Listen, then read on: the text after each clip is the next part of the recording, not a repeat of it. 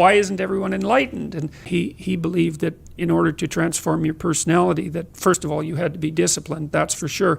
But you also had to integrate that part of you that was terrible and capable of breaking rules and make it part of you. And he said that he was caught unawares by that because he didn't have the imagination for that kind of evil.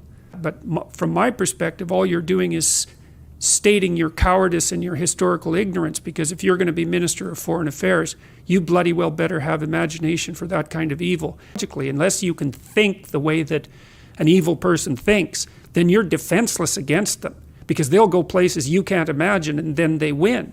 And so the best men I've met, it was interesting even when I was in junior high and high school, because most of my friends dropped out, by the time they were grade 10, thereabouts.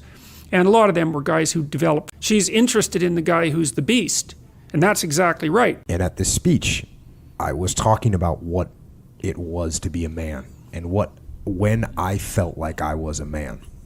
Let me transition from being, mentally insecure about who I was as a person to being, okay, I'm actually good with who I am.